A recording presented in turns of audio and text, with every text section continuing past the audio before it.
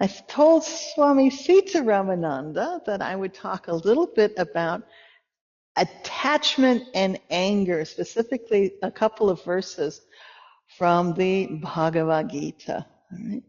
So I'm just going to, 5 minutes, just a little background on Bhagavad Gita. So Bhagavad Gita is a very important scripture. It's 700 verses, not very long, just 700 verses, out of a very large book called the Mahabharata. Mahabharata is considered to be the longest epic ever written. They said it contains everything. If it's ever happened in the world, you will find it in the Mahabharata. If you don't find it in the Mahabharata, it's never happened. Meaning that it's a history of the creation of India, Bharat, India, but it contains all the possibilities of interactions between people and situations we find ourselves in. And this is what this type of scripture is about. There's some scriptures that are just very, discourse and, telling you truths and answering questions. But the Mahabharata, this great epic, is about, you read it because it gives you examples of people in different situations and how they handle those situations. And they're the good guys that always do the correct action. There are the bad guys that always do the wrong action. And there are good guys who sometimes make a mistake. Right? But they learn from their mistake. And every once in a while, the bad guys do something correct. But then they can't be happy with what they did. They keep doing things until they do something wrong again. Then they're happy. So the Bhagavad Gita itself is a discourse between Arjuna, who is about to lead his brothers into a battle, into a war against his own cousins. Right? So it's still his family. And so he's having a conversation with Krishna.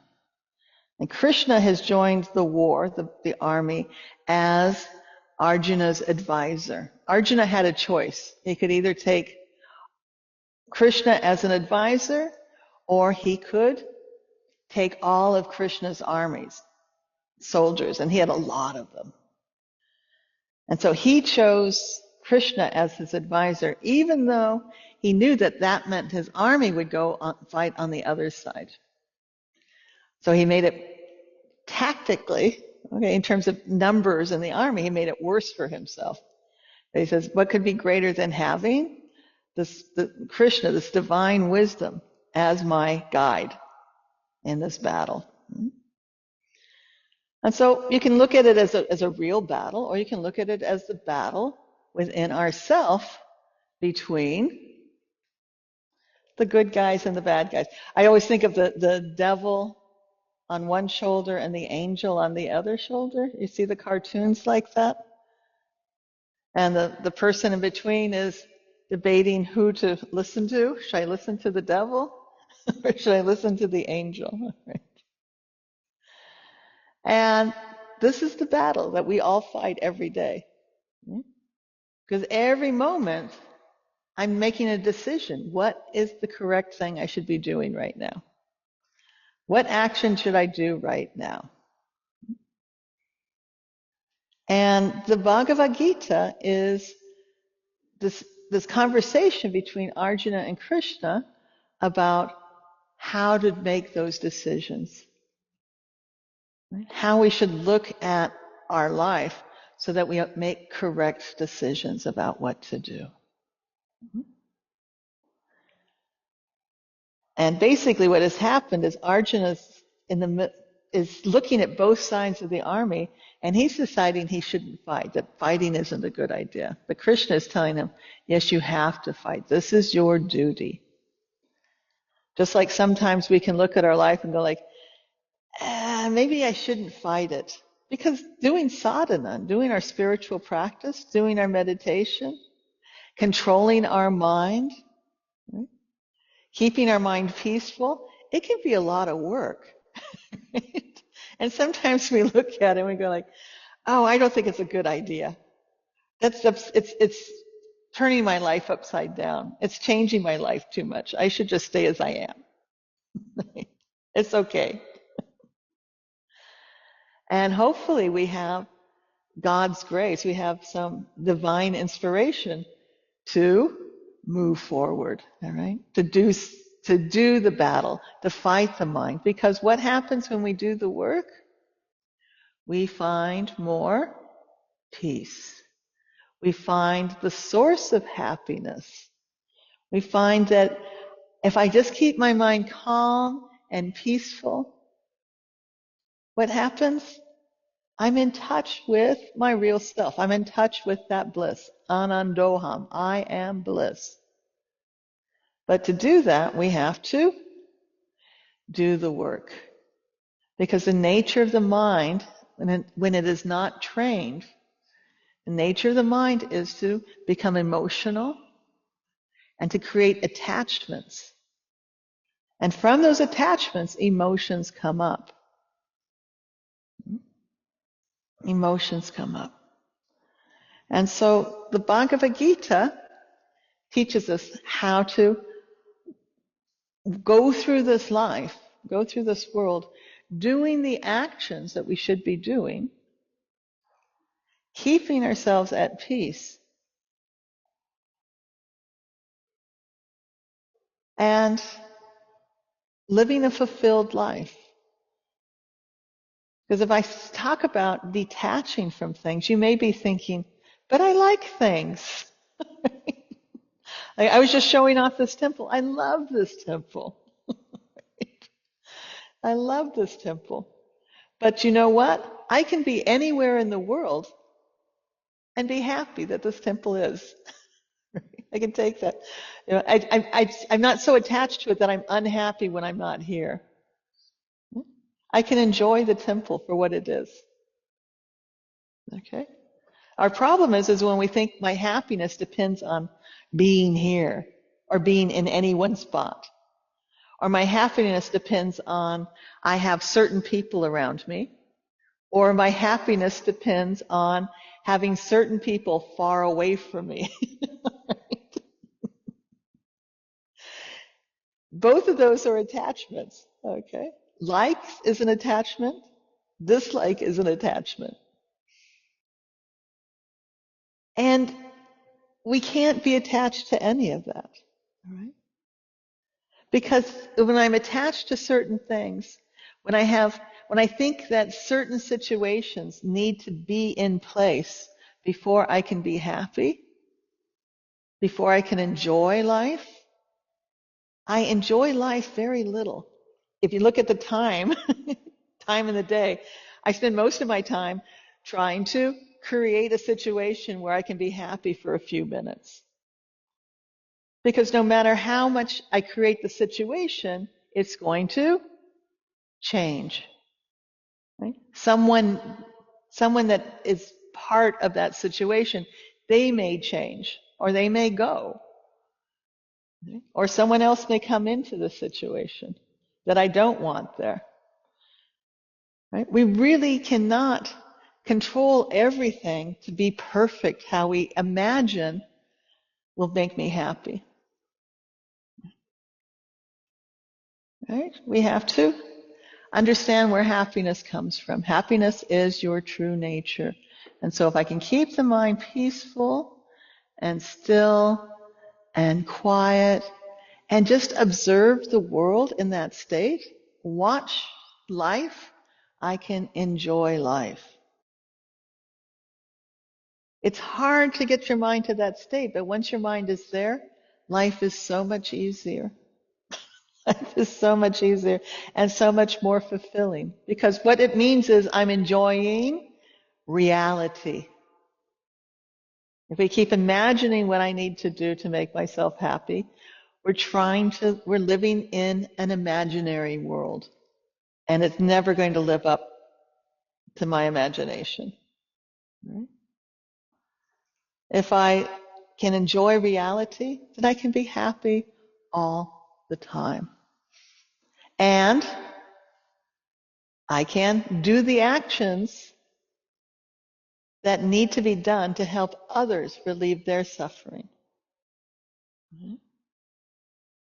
Doesn't mean I enjoy other people's suffering, but I can see their suffering and I can understand how to help them with their suffering. So I cure my suffering and I become more useful in relieving suffering of others. Oh, I have it open here. I have Kindle, I have Bhagavad Gita on my phone here.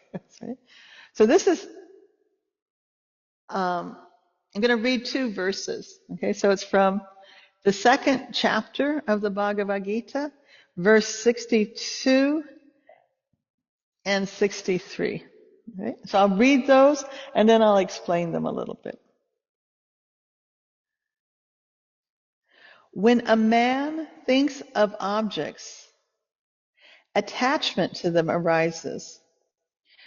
From attachment, desire is born. From desire, anger arises. From anger comes delusion. From delusion, the loss of memory. From loss of memory, the destruction of discrimination. From the destruction of discrimination, he perishes. So let's look at this a little bit. So in this section of the Bhagavad Gita,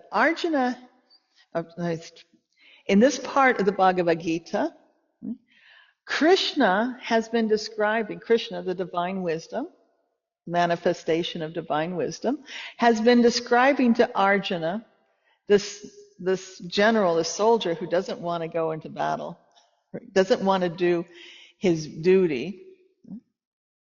He's been describing what it's like for a man, what a man of peace is like.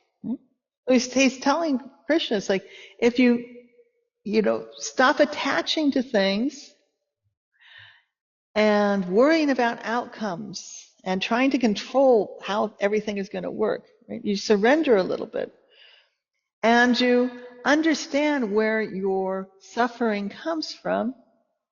You can be a person of peace. You can be, your mind can be settled. Your mind can be calm, which means, again, that I can enjoy reality. I can enjoy life. There's not some people I like. I can like everybody. It's not just, it doesn't matter if it's raining or it's sunny outside. I can be happy. So in very, very simple terms and in very complex terms, right? I can be happy. My mind can be at peace. This is Krishna calls them, a man of wisdom, right? I can become a person of wisdom. And Arjuna asks him, describe what a person of wisdom is like. I can't imagine what that would be like. And so Krishna is describing somebody who has control over their senses. Do we need to have control over our senses? Is this important? If we don't have control over our senses, our mind will never be still. Because the senses, what I see, what I hear, what I taste, what I smell, what I feel, they want to go out and touch everything. They want to be involved. They want to be stimulated constantly. And when our senses are in that state, what happens? Our mind is going, yes, bring me more stimulation. And then when it's quiet, when there's no stimulation, the mind sends the senses out again and says, I need more stimulation. Go out and find things to stimulate. And this is when we're a slave to our mind, right? We can't be peaceful. We can't be contented. We can't be happy. Because the senses are constantly going outwards. Right? So one of the things we have to do is to bring the senses in. All right? And part of that is to understand that what I think is bringing me happiness actually is not bringing me happiness. When the senses go out, it's going out, it is looking for objects to attach to. So I almost hate to do this because I always mention things like ice cream, all right? Or something, and everyone starts thinking about ice cream, right? Or something that we really like, banh mi. Right? We all like banh mi. Right? We all like, Swami Sita, like noodle soup. Want more noodle soup. We all have things that our mind will think of it, and what happens? It goes out. Just thinking of the object, not even having the object there. We think of the object, go, oh, that's what I need. Okay, that's what I need. I lived in Italy for many years, right? And one time I was in Italy, and I had a thought. I don't know why it came to my mind, but I thought of root beer, which is, a soft drink, a soda, very popular in the United States, but you couldn't find it in Italy. And I started going around to like different specialty stores to see if they had root beer. And it was just driving me crazy that I couldn't get any root beer. Right? And this lasted for about 3 weeks. I was constantly thinking, I need this. I need to get root beer. I have to try some root beer. All right? And it completely disrupted my peace. I mean, I had a perfectly fine life. I had lots of beautiful food. I couldn't ask for anything more, except for my mind wanted root beer. Right? I kept having the memory. I kept thinking of the object. Right?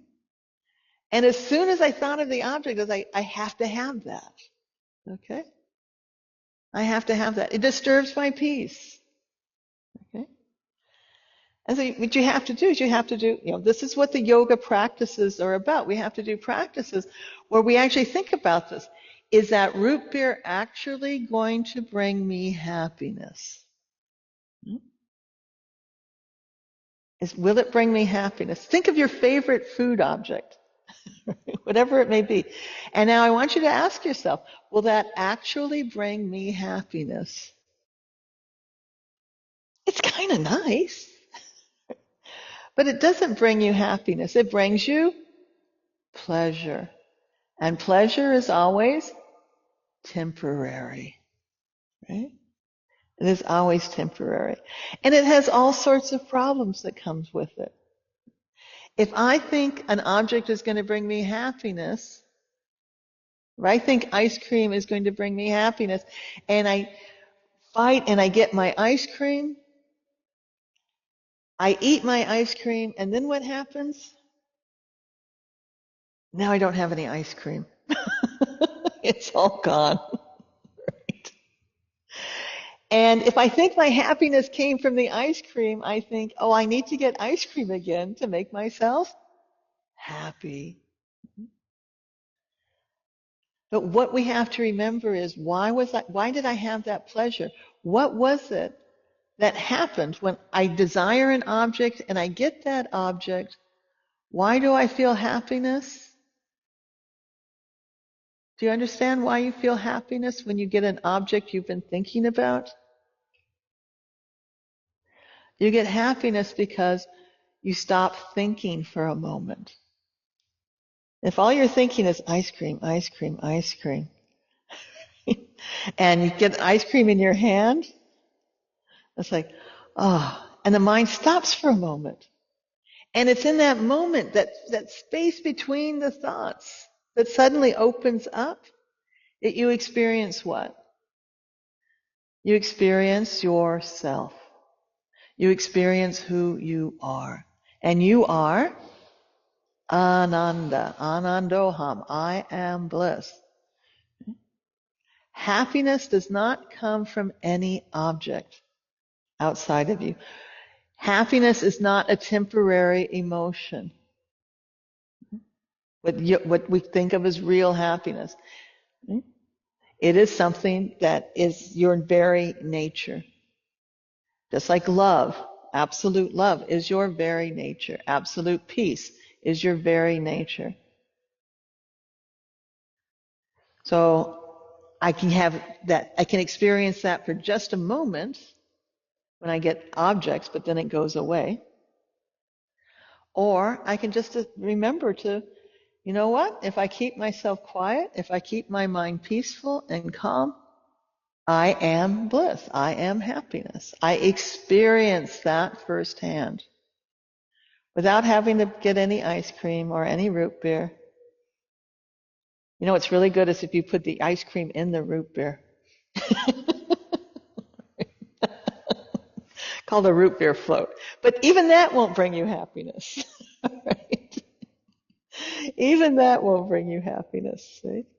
Gives you a moments of pleasure.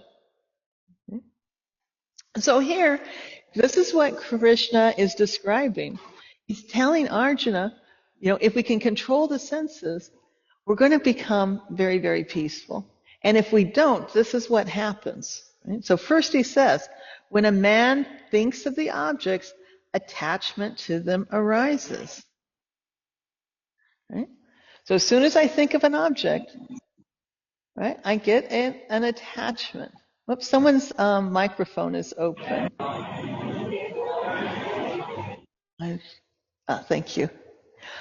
Right, the attachment arises. I immediately think like, oh, have to have. Oh, I need that. I need that. I want that. I have to have that. Okay? So I suddenly identify with that thought. I identify with that object. Okay? In Vedanta, they actually have the concept that the senses go out, are extensions, rays of the mind, and they go out, and when you think of an object, your mind actually takes the shape of that object.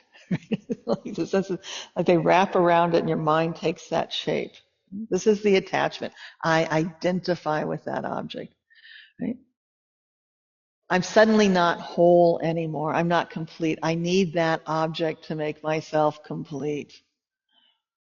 This is the attachment. Oh, if only I had the ice cream, then I would be complete. From the attachment, Krishna says, desire is born. Right?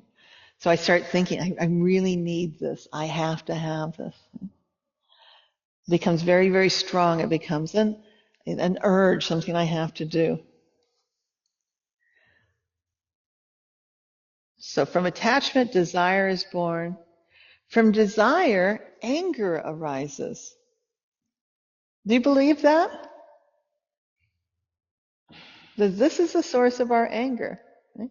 So I think of an object, I become attached, I get desire, and from that desire, I get anger. Seems very, very quick, right? Why would I be angry? Because there's only two possible outcomes. Number one, maybe there's three possible outcomes, right? But number one, I don't get the object, right? I don't get the object. I get angry. This is the source of anger. Anger is unfulfilled desire. Right? I'm mad at the world, right? And then I start looking at whose fault is it? Life is not fair. Life's not fair, or, I don't have enough money, and that's, the fault of society, or whatever it is. And or I blame the store is closed. Why do they have to close before I get there? We have all sorts of things. And we start blaming people, and our anger, we can spread anger all over. We can spread anger to everybody. Right? I can be angry at my best friend because they didn't help me get the ice cream. They stopped me from getting the ice cream. Why did you call? I didn't get to the store on time because you called and I talked to you. And when I got off the phone, I got to the store and they had just closed. So I blame the store for closing. I blame my friend for talking to me. Do you see this? Any of this sound familiar at all? And we can find all sorts of reasons to be angry at somebody because I didn't get what I desired. I didn't get what I desired. But what's the other side of desire? Maybe I do get what I desired. Why would I be angry then? Well, there's a few reasons. I can get what I desired, and maybe it doesn't fulfill me. It doesn't make me happy. It doesn't take away that feeling of loss, of like I'm not whole, I'm not complete. So remember what's happening here. I am whole and complete. You are whole and complete. You are that infinite self, that infinite bliss, that infinite peace, that infinite love. That is your true nature.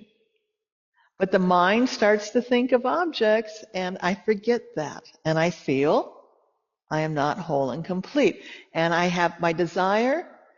I have desire for the object because I think that is going to make me feel whole and complete. If only I had the ice cream. If only I had the new job. If only I had a bigger house. If only I had a new car. If only I had more money. If only I had a different partner. Right? The mind is constantly creating objects, thinking of objects that will make me feel whole, but none of them do. Right? So the desire is to feel whole. I can either not get the object and I'm angry, or maybe I get the object, but it's not making me feel whole. So maybe I blame the object. Oh, this is cheap. Right? If I get the new job, I think, when I get my new job, I'm going to be so happy. I get the new job and I don't like it, and it's the boss's fault.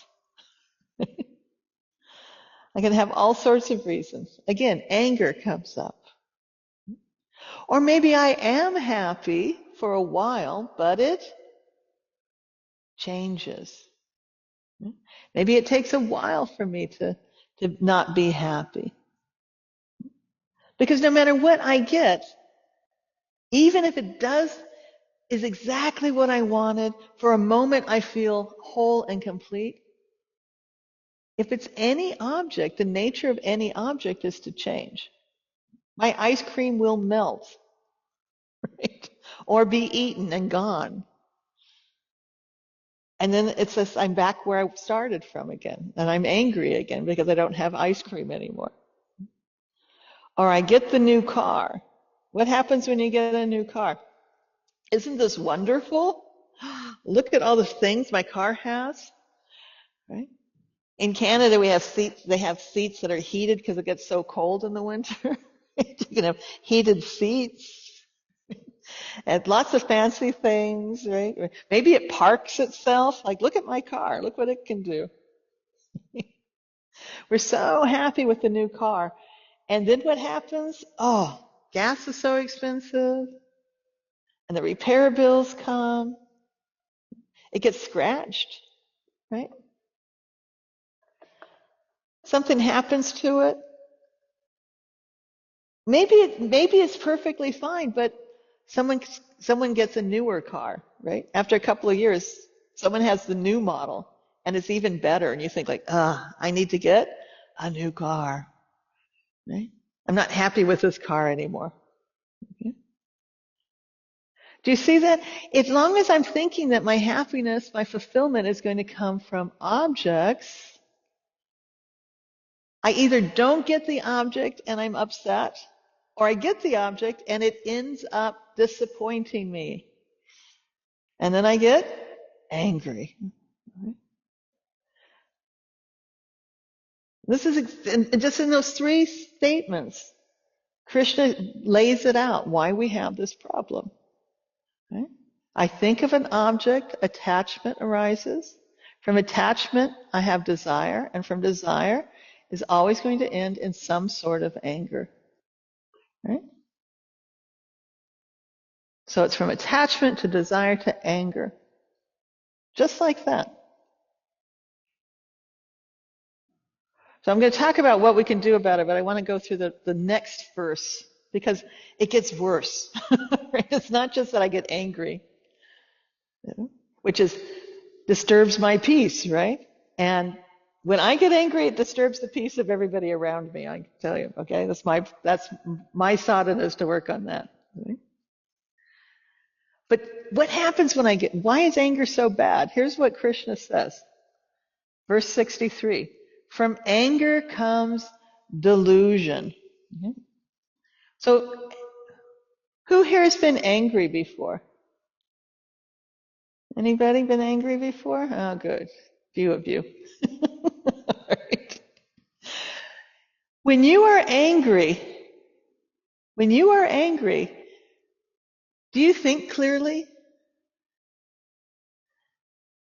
Do you think clearly when you're angry?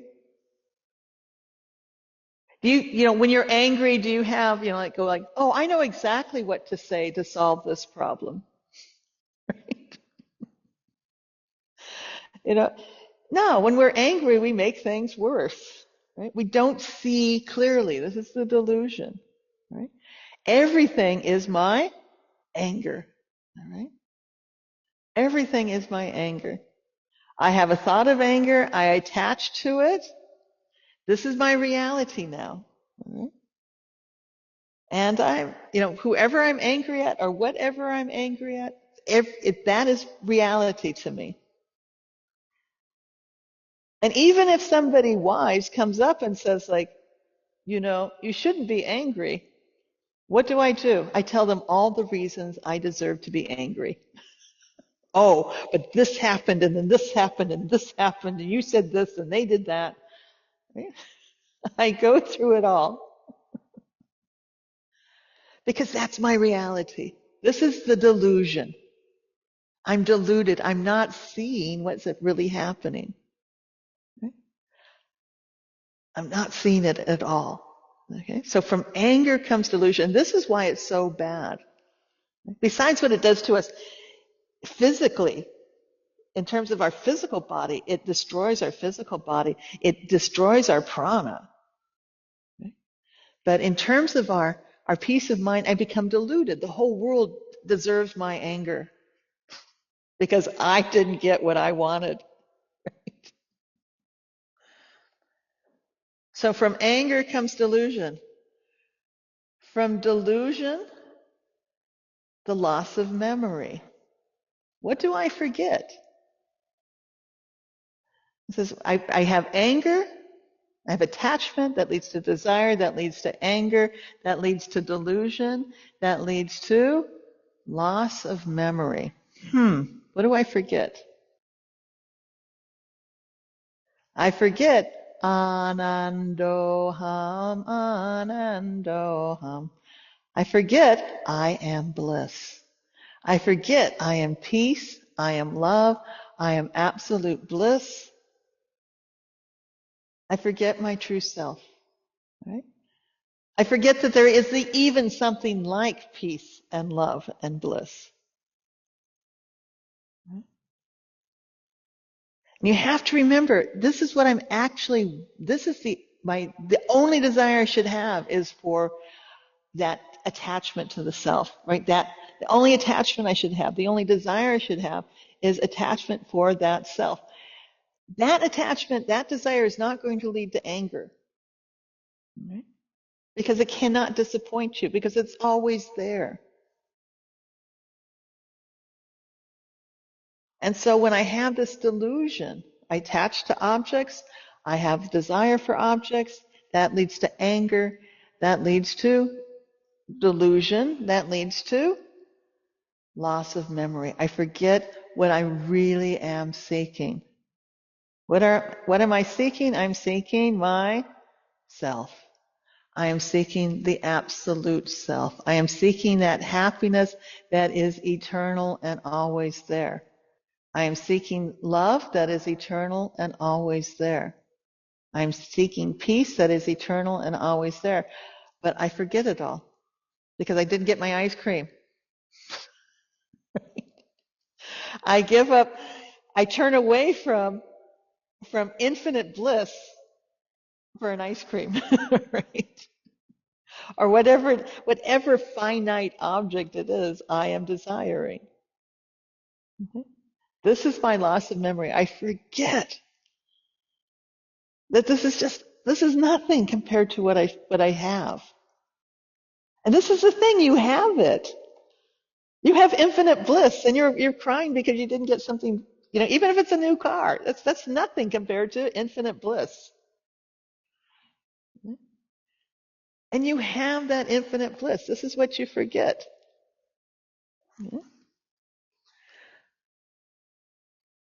So from anger comes delusion, from delusion, the loss of memory. From the loss of memory, the destruction of discrimination. Right?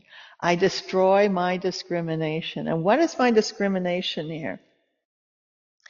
Here we're talking about my ability to see what's really real, really, really real, what is true and enduring and infinite and eternal, and what is not. Okay? So I forget that something absolute even exists. And now I can't discriminate, which is what I should be doing constantly. Is constantly discriminating between what is eternal and what is not. What will help me be at peace and what will take me away from peace. What is infinite bliss and what is momentary pleasure. What is unchanging and what is constantly changing. So I forget that the absolute self even exists, and now I can't do that discrimination, because that discrimination is, that viveka is what helps me to not have attachment for objects, right? So I see an ad for the new iPhone, what is it, 25, 26? How many iPhones they have now, right? iPhone whatever comes out, iPhone 74, right? And I only have an iPhone 12. Can't be happy, right? because the iPhone 74 has 15 camera lenses on it. Right? That should make me happy, right? Now, if I'm in a state of peace, I see an ad for that iPhone and I go like, that's not going to bring me happiness. That's Maya, right? That's delusion. Oh, I'm seeing someone's phone there. Oh, that's cute. That's delusion. Okay. That can't possibly bring me. And I can sit back and I can laugh, right? You see the people, they're lined up around the block to get the new phone. And you go like, oh, those poor people. They don't understand that, next month they're going to come out with the iPhone 75 and then the 76, right? We recognize the Maya, we recognize the delusion, the illusion that this new object is going to make me happy. It's going to be a temporary pleasure, and then something new is going to come along that I'm going to need. I recognize that trap. That's the viveka. That's the discrimination. I should live my life with that discrimination, right? As soon as that desire starts to build up, I do what? I say like, really? Is that the desire I want to follow? Or do I want to find eternal peace? Do I want to find eternal peace? And if I choose eternal peace, I understand what I have to do. I have to let go of my attachments. And it's hard. It's not always easy. And it's okay. Have an ice cream every once in a while. Right? But understand while you're eating that ice cream that this is pleasurable, this is enjoyable, but this is not where my bliss comes from. Enjoy your new car, enjoy your new phone, but understand while you're enjoying it that this is not where the bliss comes from. That phone will never make you blissful. In fact, it will lead you on this cycle of forgetting who you are. This is the cycle that we keep falling into because if we believe happiness comes from the object, we end up in this cycle. So we have to have that viveka, right? We have to reclaim that viveka and just, recognize. And this is grace. When we talk about grace, it's when we have that moment of clarity where we go like, this isn't working. I am not happy. I get every iPhone, the new iPhone comes out, I get the new one, and it's not making me happy. Right? It's complicating my life. I recognize the defects in the object. What are the defects that these objects have? Number one, they are impermanent. I cannot get permanent happiness from an object that is impermanent. Number two, they are constantly changing. So if it makes me happy at this moment, something's going to happen it's going to change. And so I can't rely on it to give me that same pleasure all the time. It's changing. It's limited in time. That's the impermanence. It's limited in space. If I lose it or forget it, if it's in another room, I can't enjoy it.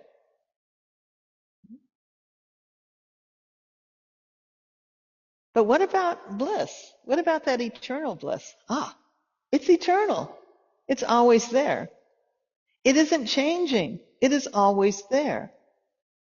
It's not limited by space. I can be anywhere in the world and it's right there. I can't forget it. I can't lose it. It can't be broken. It can't be cut. And in the Bhagavad Gita, it even has the whole description of, it can't be made wet. It can't be cut. It can't be burned. Right? It can't be destroyed. It is eternal. It is always there.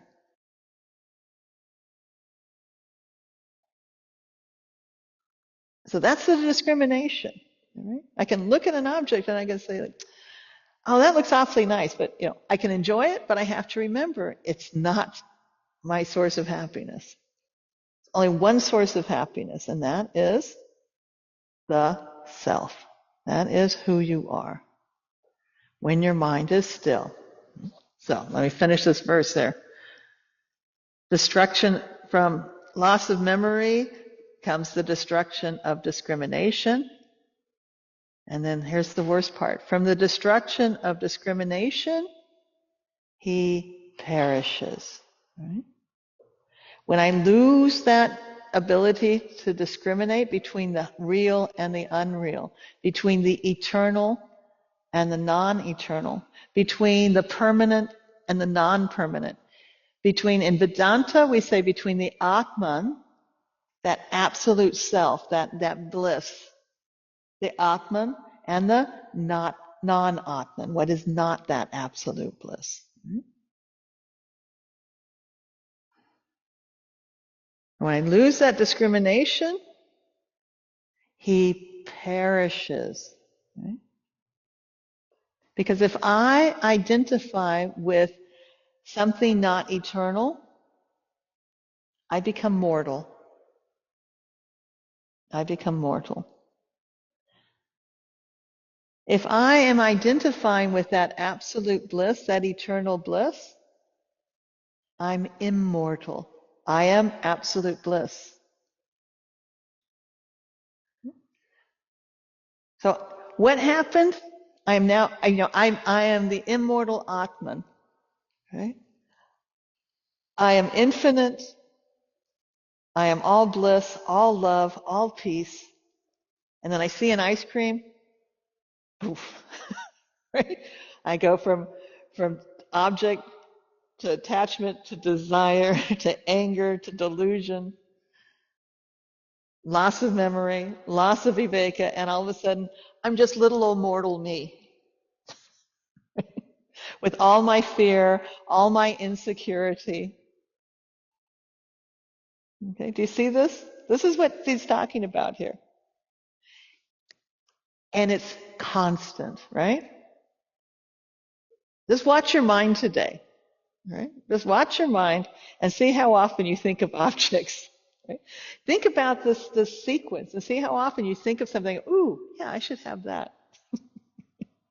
And what happens? We forget who we are. We forget our real nature. So the key is to constantly remember. And one of those things, one of the ways we do that is by satsanga, all right? By joining with other people that want to remember as well. Remember who you are. Remember who you are. Allow yourself desires, because you can't tell the mind not to desire anything. Right?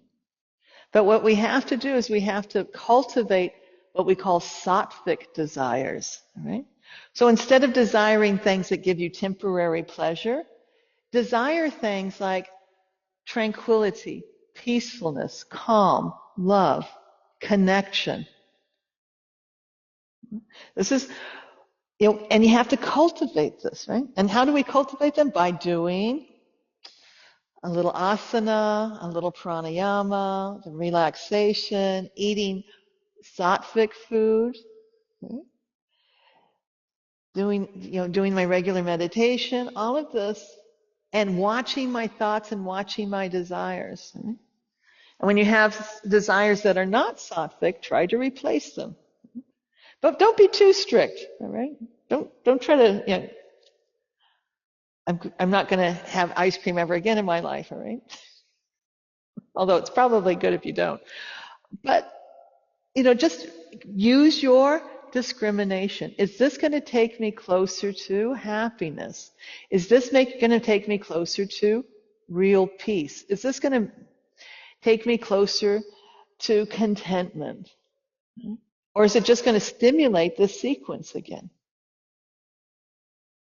And so it's a practice of the habit of thinking that way. Right? And next time you get angry, try to recognize that you are experiencing anger, but don't attach to the anger. Don't identify with the anger. Say, oh, I recognize I'm experiencing anger. Why did that happen? What was it that I was desiring that did not get fulfilled? And understand that it's not to do with anybody else. Okay, if you're angry at somebody, they just showed you a desire that you didn't realize you had. Okay? And so you step back and you watch it. Right? And this is the constant practice, using that viveka, using that discrimination. Is my being angry getting me any closer to bliss? I can guarantee you it's not. Right? I can guarantee that. I'm psychic. I'm thinking, no, it won't do it. It never does. Okay? If you want bliss, if you want love, if you want peace, you have to identify with that rather than the emotions. And then when you speak with love, you speak with bliss, you speak with peace. Right? We say become an embodiment of those things. Right? Because that's what we're really looking for. And if we express that, if we live our life as an expression of that, then we always have them. So all the other desires are really the desire to feel that wholeness, that completeness, that infinity. That is your real self. Okay? I better stop here. Hari Om Tat Sat. Thank you all very much. And so I think, was it the Hanoi Center was going to do the arati? So maybe we can pin them up and we'll do the final prayers. We'll do the Triambakams and then we'll do the stand up for the short arati.